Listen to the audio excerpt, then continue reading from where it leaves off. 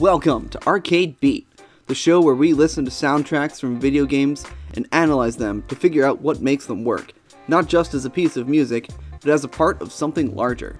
Ever wonder why the music to Mario 64 sounds exotic yet familiar at the same time?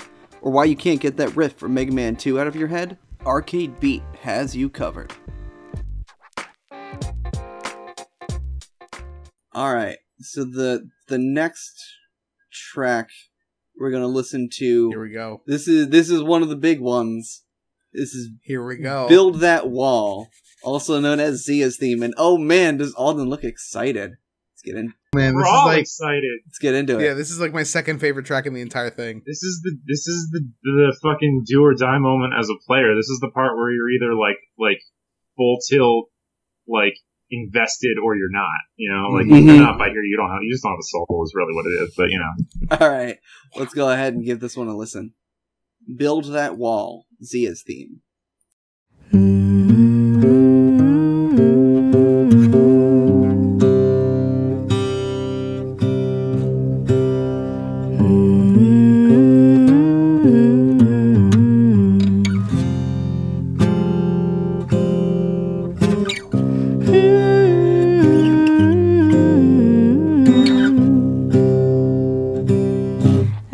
Dig my hole, you build a wall. I dig my hole, you build a wall. One day that wall is gonna fall. Gonna build that city on a hill.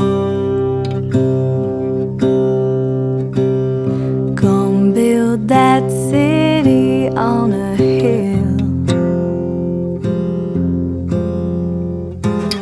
Someday those tears are gonna spill.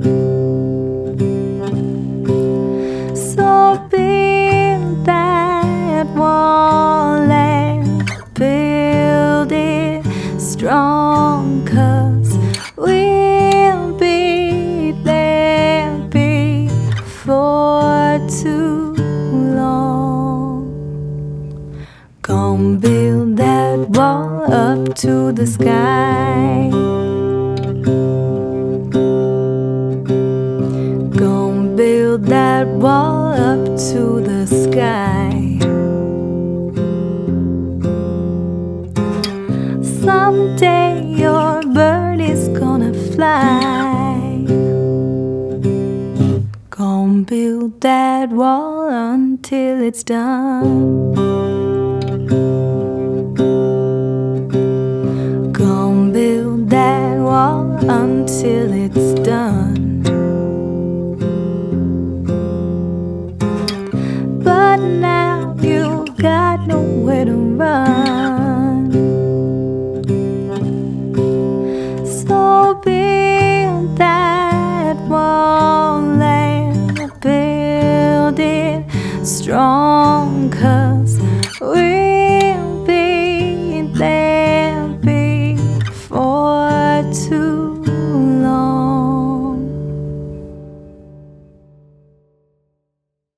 Oh man, There's a lot to talk about here. Yes. all right. So set the scene first off. Just so you're aware of what is happening in the game at this point. This plays at the Prosper Bluff level, which is where you meet Zia. And I'm gonna. Seems like you guys have a lot to talk about. So now that is out in the open, have at it.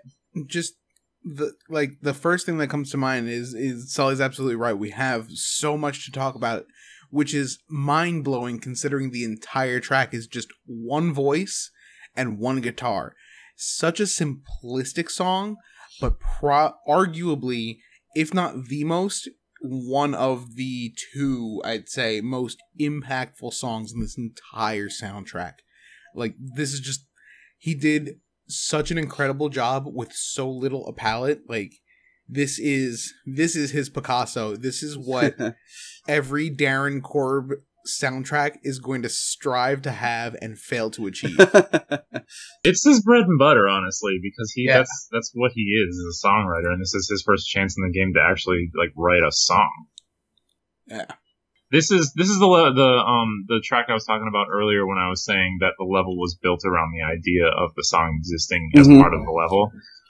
They went into that with him and planned it knowing full well that the part of the design of this level was you getting closer to and farther away from Zia and hearing her farther away and closer up as you get jostled around by the level, hopping from like little landmass to little landmass. Mm-hmm. So this was one of those things where it almost was song first, which is crazy for a game. Yeah. But, it's just super, super great. So this was definitely, like I said, for me at least, this was the point when the game, like, really clicked in personal investment wise. Yeah, this is like the point in the game where it's like, hey, by the way, you really feel for these characters. Sorry, man, this ain't your Mario's. Yeah. This ain't your Sonics. Like, let's be honest, nobody's emotionally involved. I mean, unless you're watching Saturday morning AM Sonic, nobody's invested in Sonic at the level. Right. You know, this is a character story. Yeah. More than anything else. Like, in terms of like plot points and things that actually happen in the game, there are relatively few, but because of the way it's told, because you have this narrator who is talking about the kid while you're playing the game, and, you know, you're getting his point of view, and he's also talking about, like, what the kid's going through, and you've got Zia and Zulf. This is very much a story about these characters, and less about the actual events that transpire in the game. Well, and they cover that really well. They use the characters as, like, representative, like, they're like conduits for the overarching story of the land, which makes it a very good folktale. Mm-hmm. Right. And, like, this song, so this is one of those things that, like, if you look on message boards and stuff about, like, people try and put a lot of specific meaning into this song and the Zulf's theme as well. Mm-hmm. And they try and, like, nitpick the lyrics and stuff like that. And I think people over analyze this, because what it is a very good folk song. Yes. Because of that, it's applicable to a lot of people in a lot of ways. And in this case, it's applicable to these specific characters in some ways. Mm-hmm. But what this song is an old wartime song. It's not, it's an Aura song about utility of building that wall around Ceylondia, about how they're just going to dig a hole under, they're just going to fly over, they're going to, and you have nowhere to run, is what they say. Right. It's a song about prevailing over Ceylondia in wartime. Mm-hmm. And you can think of it as like I'm sure it was probably, you can assume, sung by like as like a marching tune, like while like. This is their version of that, like, yeah, but like more folky. You know, the one thing that like I really, really love in this is that he has a very folk element, but he's twisted it a bit. He's perverted what you and I would think of like as a folk tune. And what I mean by that is you have this, you know, usually you have a folk tune and it could be a major or minor, but it always follows that same format, which he does here. He's got that like almost pseudo call and response, you know, gonna build that wall until it's done. Call. Mm-hmm. Gonna build that wall until it's done. Response. Mm-hmm. But now you've got nowhere to run. You know, you have like this, like, it's very one, the next. Mm-hmm. The thing about it is every phrase, you have every verse, ending. Now, in most music, not all, but in most music, when you hit that end of the phrase, you hit the tonic or you hit the dominant, you hit a resolving chord. So, you know, let me sing that again. Gonna build that wall until it's done. Gonna build that wall until it's done. But now you've got nowhere to run.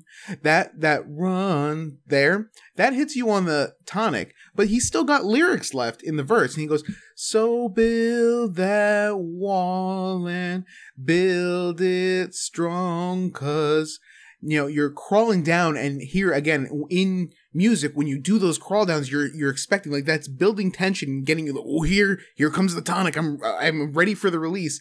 He ends it on "We'll be there before too long," which is not the tonic. And can I tell you something? Yeah. What? So both of those ending points are actually the 5. They're the 5? Okay. But it's which you expect to resolve to one. Yeah. Like a proper final cadence, and it never gives you that. You're never getting that resolution, and it has this like tension that pervades the entire track, and I'm just like, It's in F minor, and the underlying harmony is a D11 chord. Ooh. So so that's probably really, that's wrinkling my brain. It's and it's a D, I think a E flat. No. So it does. So the chords spread out in such a way that like the bass is So the bass line's a D, and then it's like D. Yeah, it's got a D, F sharp, G, C. Like, jeez. Which is really throwing me off because it's an F minor and it's got an F sharp in the middle of that chord. Like that's really tough. Like, it's almost a cluster chord if you think about it. Now, cluster chords are usually like those. That's like, cluster chords are a mess, man. Let's not. Like let me put it this way. Like in Psycho, when she got knifed in the shower, that e, that was like 3 notes that are half step, between each other. Now you have a C and a D, which are a whole step apart, and then you said an F sharp, which is the F sharp and the G are right up against each other. Yeah, right up against each other, and it's a minor third. D to F sharp is a major third. The F sharp to G is like a straight up like half step. And then the C gets played up an octave higher than that, so it separates itself. So you've got this like little cluster, and then this one like little grace note up on top. It's amazing that he's able to make that sound so like very soothing. But like that's where the tension comes in. We never resolve down back to like the beginning of the scale. So you never get that release that you're just expecting, like, internally. The thing that really throws it for me too is that so that final, like, you don't end on that chord because it's doing like the bass pluck thing, like boom chung chung boom chung, you know what I mean? So what it ends on at that like final line each time is the bass note holding out with that final sung note at the same time, and the bass note is a D, but the note that's sung is a C, and so they're like way far apart, but like it creates this odd dissonance because if they were right up against each other, it would be a second, which is but like they're so far apart. It's like a woman's voice and a legit bass note. Yeah. So like at that point, you're almost getting like this. It's almost a light and airy thing, but at the same time, you have this like underlying pervade. It's slight. It's ever so slight, but it's a slight dissonance. And I don't know. That kind of thing, like not even just game music, but in any music, that kind of thing that just spells out haunting, and not haunting as in a woo sense, haunting as in a oh sense. Like like that's where like it starts pulling at your heartstrings. It starts like punching you in the gut. So and from here on out, it's all that. Like we have a couple of tracks that are similar to what we listened to before, but like you think of everything we've listened, even the chaotic stuff. Think of everything that up to that point as just like the hey, we're on an adventure kind of stuff. Now it's like, by the way, it's about to get real. Yeah, buckle up, kind of thing. What I think is really cool about this, that I think is going to lend to something later, when this melody gets reused, is that the melody itself is very much so in key and very much so standard and doesn't have any like weird accidentals or anything like that. And it resolves in a reasonable way all the time. And it's like the melody is very clean and clear, and the chords underneath cause some dissonance. Yeah, which maybe might be converse to a complimentary song later on in the album. Yes, yeah. Well, no, not converse too. It just like it helps it. So yeah, I'll let it happen. But the other thing that I wanted to touch on before we move on from this, the thing that makes this interesting, and similar things happen with Zolf in a way. Both of these characters are really interesting in respect to like this whole use of folk tunes and how they like work within the story of the world and like the songs that are from this world. Is that they both have a mix of like Ura and Ceylondian history. Mm-hmm. Zia is as far as her heritage is concerned, Ura, but she grew up in Ceylondia. Her parents being like refugees there, so she's basically like, for all intents and purposes, Ceylondian, trying to find a little bit of her own roots. And like finding this song, maybe that's why it's bringing her comfort when she's singing it. Yeah. A song about conquering her hometown at the same time. Yeah. Right. Yeah, you definitely get that sense of like a conflicting character identity, which is like, you know, Zia to a T, because she never really felt like she belonged anywhere. All right. Moving right along, next up is Spike in a Rail, which is another song that I just absolutely love.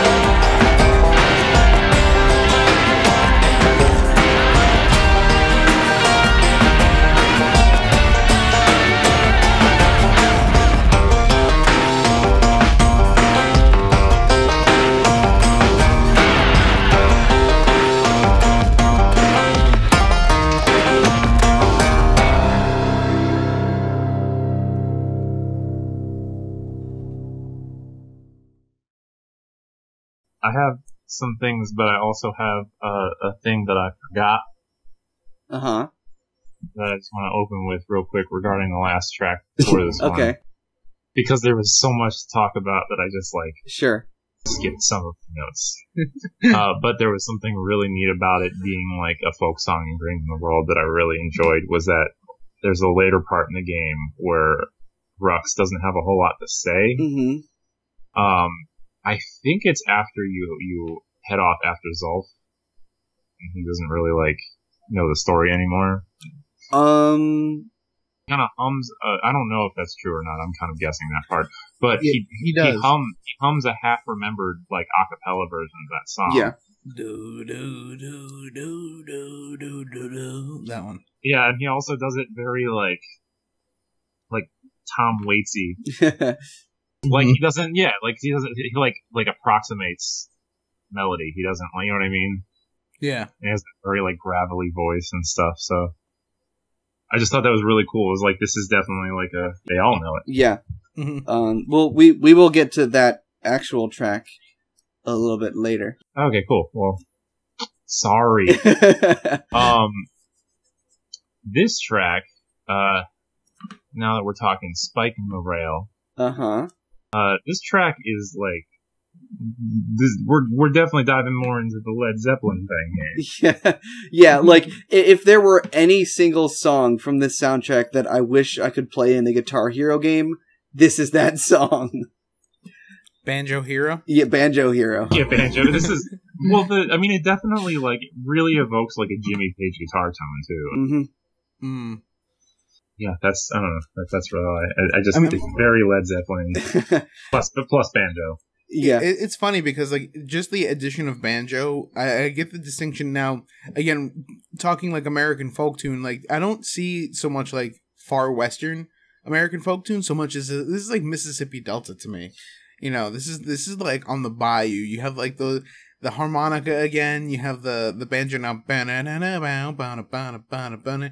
This is one of those tracks where you have that glass slide just dragging all up and down the fretboard on a guitar.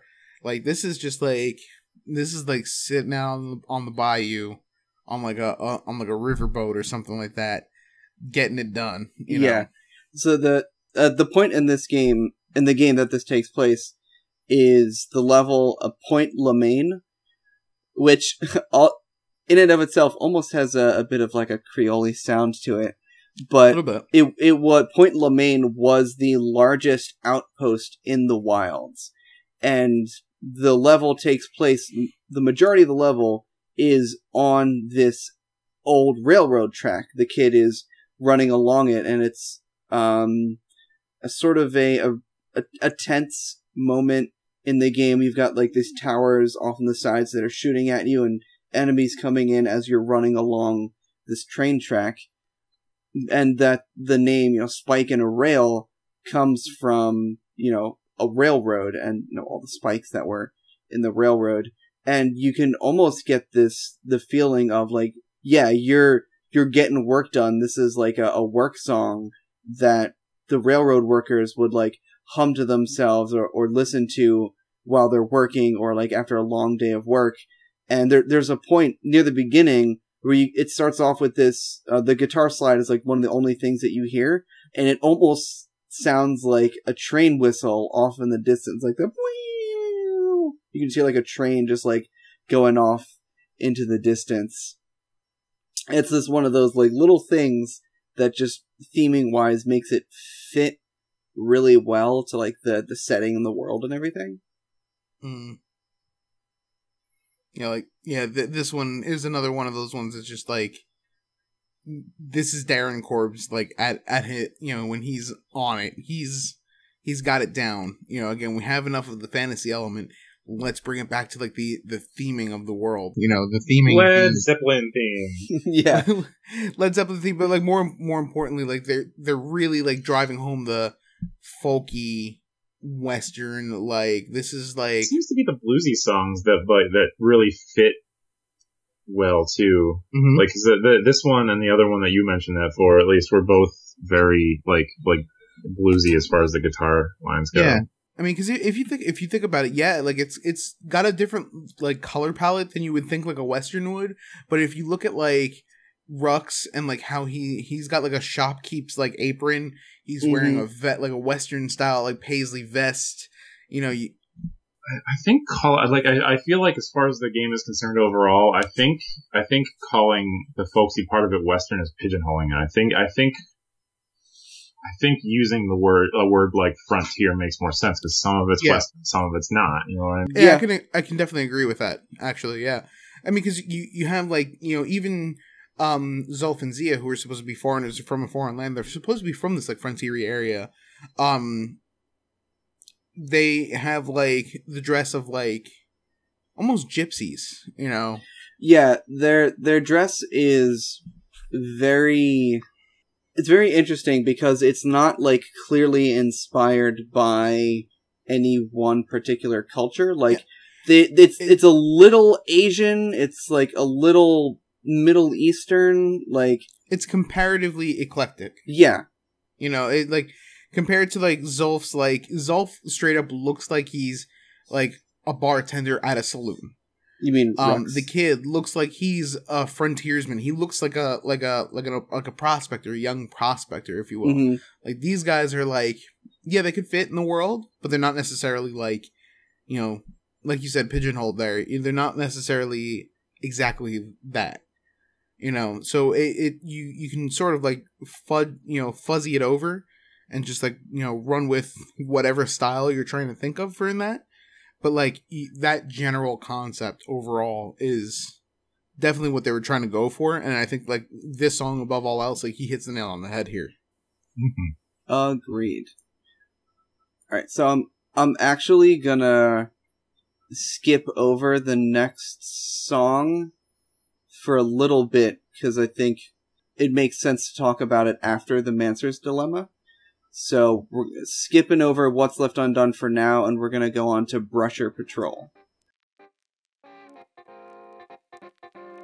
Hey everybody, Drew here.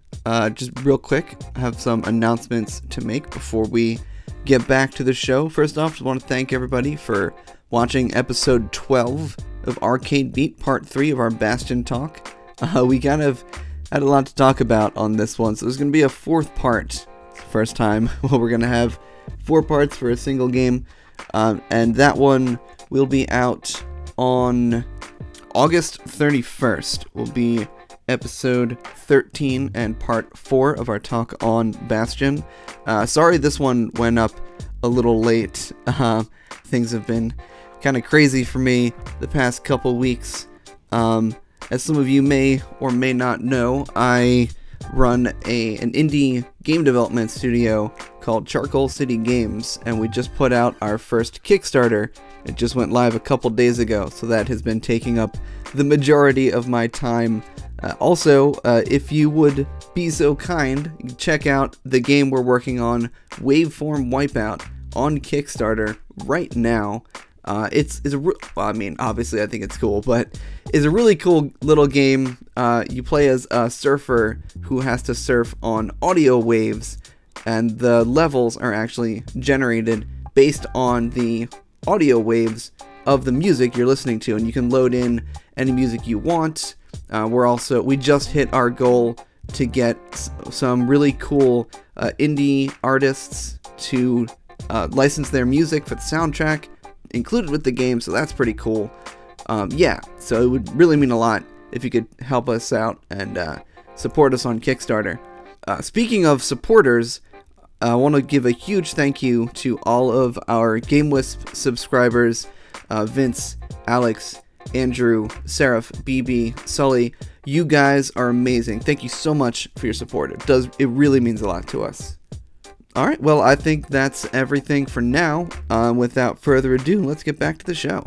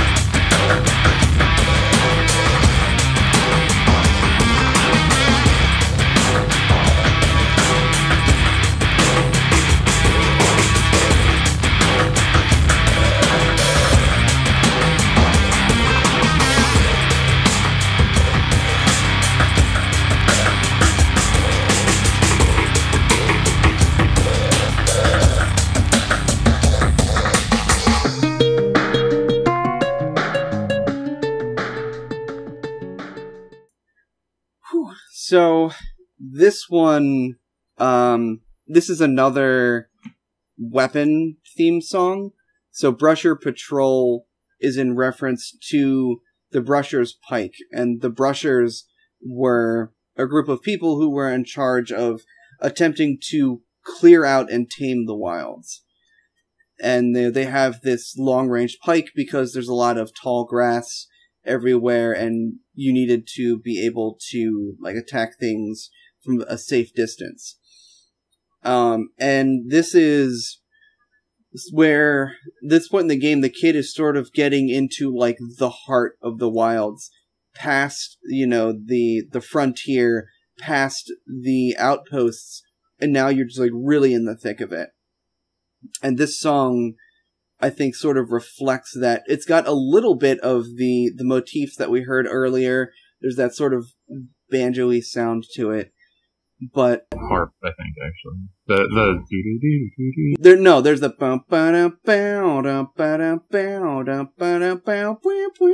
that part.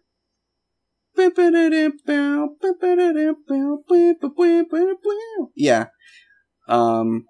So it does have some callbacks to the sounds that we have associated with the wilds up to this point, but there's also this really heavy guitar sound to it that is just like, oh, I'm really in it now.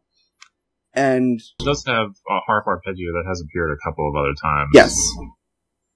But from a gameplay standpoint, this is the level with Queen Anne, who is I forget the name of the enemies, but they're basically like land sharks. Yeah, land shark crocodile things. Yeah. And they like, you see this little fin going, and then they just like and try to eat you. And Queen Anne is like the big mother land shark thing. And throughout most of the level, this thing is chasing you, and you can't actually fight back against it. So this track it's sort of like the Brusher's Pike theme, but it's also sort of Queen Anne's theme, in that this level is really tense, and you can't fight back. All you can do is just run through like 90% of the level. This is a really interesting way to get a new weapon introduced to you. Yes. Right. Here's a weapon. Run. Yeah. You can't use it until later, and then you use the Brusher's Pike to kill Queen Anne. That's pretty much all I had on this one, unless you guys have. No, I mean, that covers what it was used for really well. I definitely like it seems like as we get deeper into it, it becomes more prominent, but like the really like fuzzy electric guitar was really prominent in this, like you were talking about. Yeah. But it definitely still had a little bit of that like blues slide going on too. Mm-hmm. Pretty cool. Like, and again, not to harp on it, but that's really the big thing, is that in this track, it's a marriage of the two styles. Like, he's got the folky stuff, and then he's got the newer stuff. Mm-hmm. Like, it's bringing the two together, and they're blending very, very well. And like, I mean, I almost say this just to set myself up for the next, when we do eventually Transistor, but like, there's really, like, this is well done. Like, you know, I can't really say more than that. Like, he did a good job with that, you know? Yeah, it's very cohesive. To harp off the blending it well thing too, like, it's getting to the point now where, like, at this point in the game, and even just sitting here listening to the soundtrack, like, it again has a sampled hip hop beat. Like, it's very, it's like, it's MIDI percussion making a hip hop beat, and it just kind of fits with it at this point. Like, that's just the world we're in now, and it works. And like, it's not even like a standout part of the song. It's not like because he used that, it like feels like this is evocative of this part of the game. It just kind of is the progressive world we have, and it works. Yeah. All right, so now we're gonna start getting into we're not in Kansas anymore territory, and let's listen to the Mancer's Dilemma.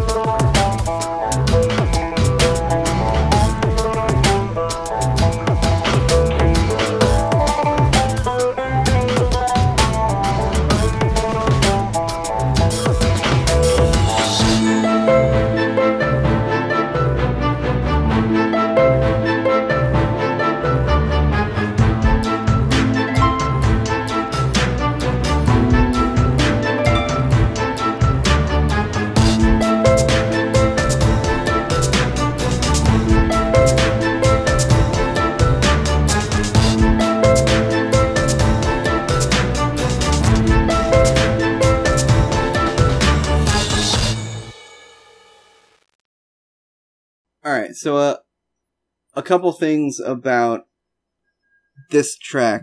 A lot of stuff in it. It does have a lot of stuff in it, but the first time that you hear this song is after Zulf has damaged the Bastion, after he's broken the monument.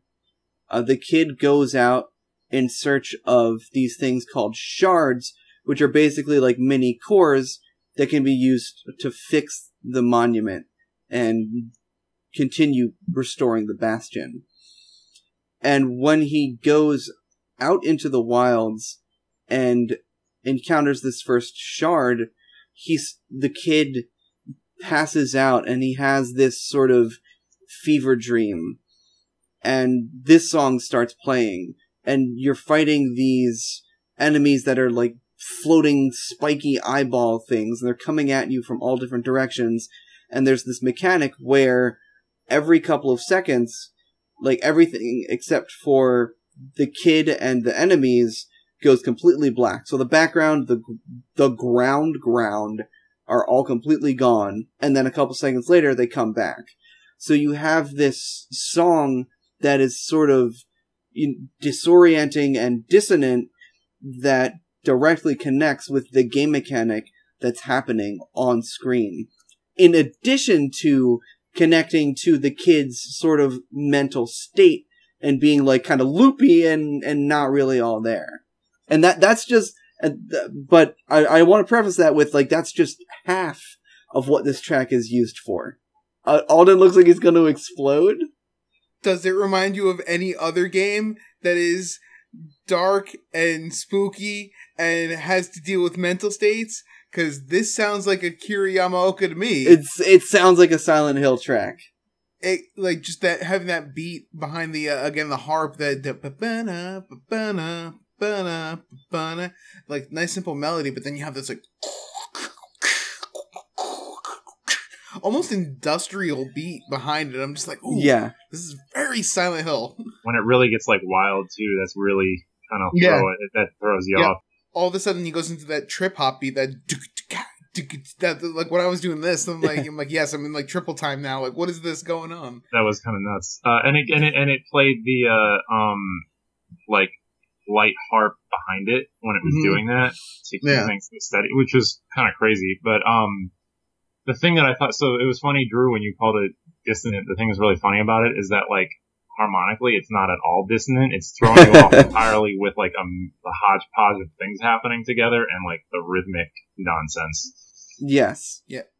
This is an example of like the chaos done well. Like converse to like the earlier song, the one that you didn't like the chaos in. Yeah, the one that I didn't like the chaos in. Like this one was like really like well done. Like it was very busy and very active, but it wasn't like so overbearing that it like, ooh, because like you had the harp and you had the beat, and then you had a couple of other things, but it wasn't really like as layered as the other one was. Well, and they throw in a lot of like little things too. Like so after that, after it gets into that like crazy trip hop beat, the oud comes in, which is a similar sound to that like from like really early in the game, the like droning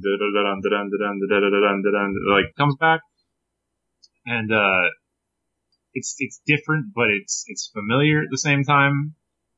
And then it loops back around to that first set of sounds, but it's never again just the harp like it is the beginning. And I think this is another great example of one of those tracks that times itself well with the level and like starts you off with something calmer and becomes the chaos as the level becomes the chaos. And it's just, it's well placed. Yes, it is. But like I said earlier, that's the first place that you hear this song, and it's used really well in that case. But it also is used later, and I think equally as well, to sort of, it's also kind of Zia's father's theme. The Mancer's dilemma refers to the fact that Zia's dad was a Mancer, who is pretty much like a scientist slash magician. There's a little bit of like mysticism surrounding the Mancers. Yeah, he's an alchemist.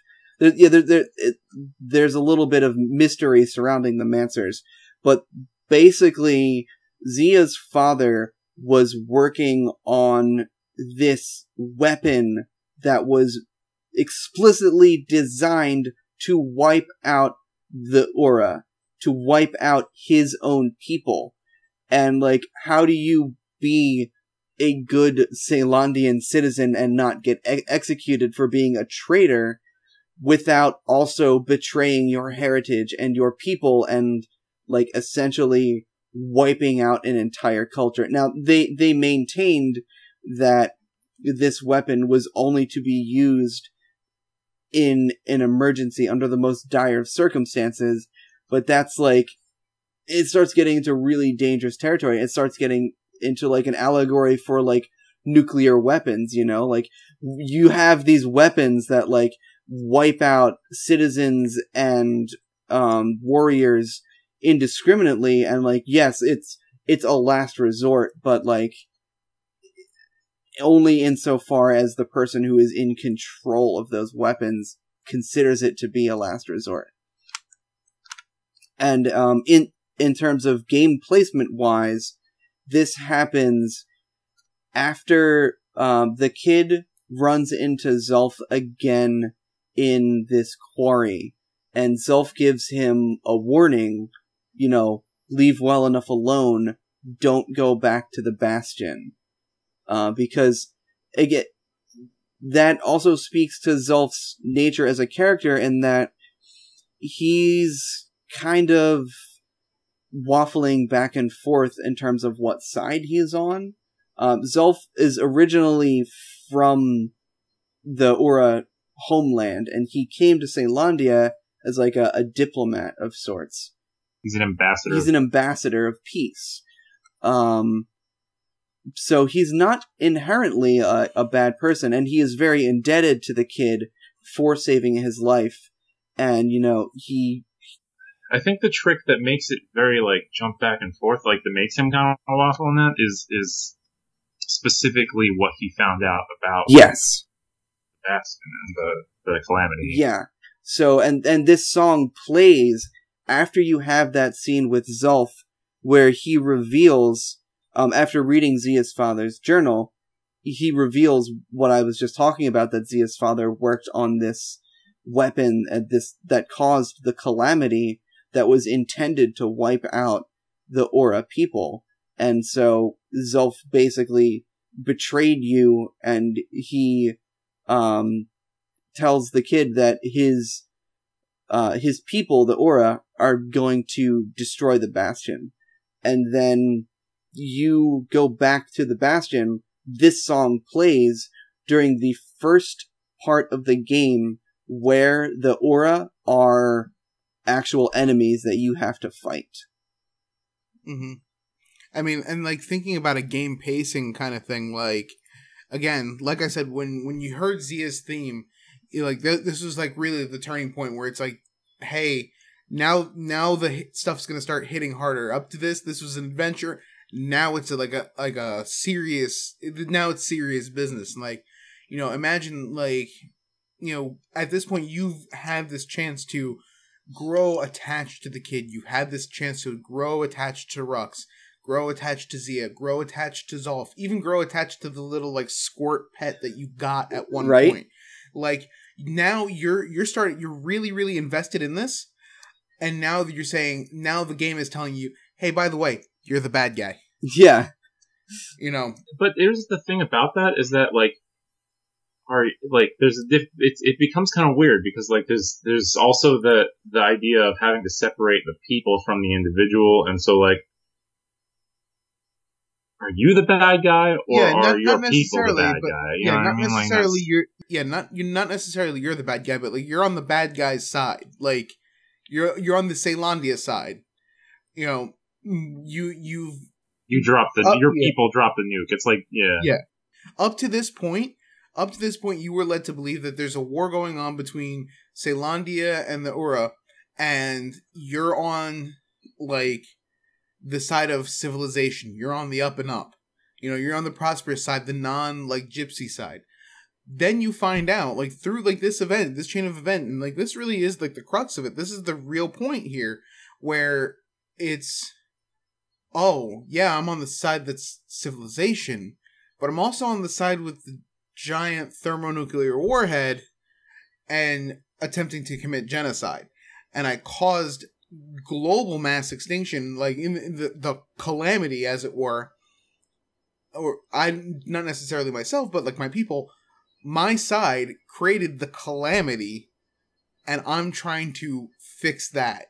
Like, you're like the aftermath of the bad, the bad side. You're like, you're not necessarily on the up and up. Not to say that the kid himself is a bad guy, but you think in stories like when you think like any fantasy story, Lord of the Rings, the Hobbits, they're peaceful, like loving the party. There's the mystical mages who are like, the angels. They're that. You're thinking that like those are the good side, and the orcs are the bad side. Here, you're kind of thrown for that loop. Yeah, this gets into a lot of stuff that like I want to cover after Mother on Here. Also, like this really ties into a lot of stuff that I really wanted to hit on, and I'm glad that it's happening, but I think a lot of it ties into when we get into Zulf's theme in that moment as well, because I think that's a big decision in regards to the stuff that we're talking about right now. Yeah. Mm-hmm. Before we get to Zulf's theme, though, I'm gonna jump back and listen to What's Left Undone, because in order of events, this happens during that fever dream that Mancer's Dilemma plays the first time. So let's go ahead and listen to What's Left Undone.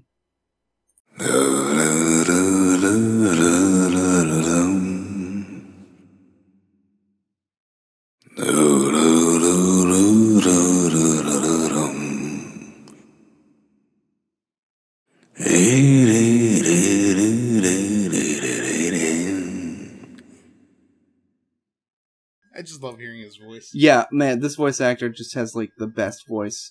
And I don't think I've ever been so jealous of another person's voice. For the record, I just want to throw it out there. So, like, the Rux is voiced by a man named Logan Cunningham.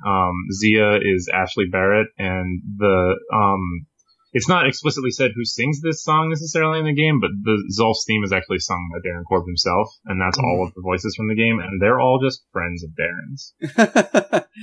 That is amazing that he just, like, happened to know people of such extraordinary talent. Yeah. Like, Ashley Barrett, she also appears in Transistor, and that's all of the work that she's done that's like IMDb credit worthy. She like, apparently, I looked into this a little bit, and I mean, I might not have her entirely down right, but apparently she's like, just works like a normal day job and like sings at blues clubs at night sometimes. Yeah. Oh, nice. That's what she does because she likes to do it, and he was like, hey, you're my friend, come do this game with me. She's like, yeah, definitely. Yeah. Which blows my mind that she hasn't done more, because she has an amazing voice. Yeah, she's great. Anyways, back to the song at hand. This plays during the fever dream, like right at the end of it, and there's a part right before this plays where you actually get put back to the very start of the game, the very first level, and you have to sort of retrace your steps. And Rux is talking about, like, he sees what's left of the wall. He sees what's left of Pith the Bull. He sees what's left of his old friend. And he sees what's left undone. And this is sort of, I think, the kid having a guilt trip over exactly what Alden was talking about. He realizes that his people were behind this calamity, and all he can see is, the remainders of a civilization that is now frozen in time, that is frozen in stone. And all he can see is the things that will never be finished, the things that could have been. And I think at that moment, like, doesn't some of the dialogue repeat as well? Like, you're in the beginning, and like, if you do like the exact same stuff, like, he will again say, the kid just rages for a while, almost like you're now recalling, and what happened. So they do a really, really interesting thing from a sound design standpoint at this part in the game, where there is normally like a little bit of reverb to Rux's voice to give it that like ethereal narrator sort of feel to it, separated from the world, right? And there are two distinct voices of Rux happening right now. There is the real time Rux talking to Zia, and then there's the boom Inception like Rux voice that you're recalling that happened earlier. And that second Rux voice has more reverb to it than the current time Rux. Yeah. So that is a really important cue that the player can use to sort of differentiate between those different layers of storytelling. And now I'm mentioning this because it's super important for the rest of, like, again, going back to the visceral, like, hit you in the gut thing and talking about the music that's gonna be doing this. This is, like, we're taking the shade right off of it. Like, this is them literally pointing and saying, hey, remember the beginning of the game when you thought you were the good guy? Remember when you thought this was cool? You remember when you thought everything was okay and you're just doing an adventure? Nope. Like, yeah, like, not gonna happen. Like, the whole point of this, again, just adding fuel, like, you're right, he is feeling the guilt, and by proxy, because we're so connected to the kid at this point, we're starting to feel that ourselves. And, like, this is where it starts itching at the back of your mind. The scene that we're going to talk about right after this is that scene that we talked about at the beginning of this podcast, the one that made us, all three of us just kind of stop and have to think for a second, and just kind of be like, ooh, like, we're getting to the point where we have to make the decision whether or not to reset everything or continue enjoying our time with our friends at the end of the world. And because of everything up to this point, you don't know which one is the right choice. Yeah. You get hit with a couple of back-to-back and which is kind of crazy because you don't really make a lot of active decisions like that throughout the game. No. It's really only the two. But, like, because of the way they've told the story thus far, and because of the way the music is added to that, and because of the connection that you have, these are, like, this is the climax. This is the showstopper. This is the of this game. This is like, this is it. And when, I guess we're going to talk about this when we go into the next track, but there's so much to say about the next track. When you think of, like, you know what? As a matter of fact, I'm going to button this. Let me come back to it as soon as we're done. Okay.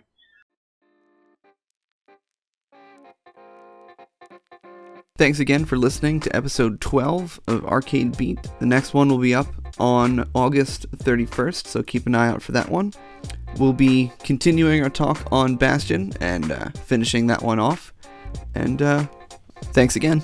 Catch you guys next time.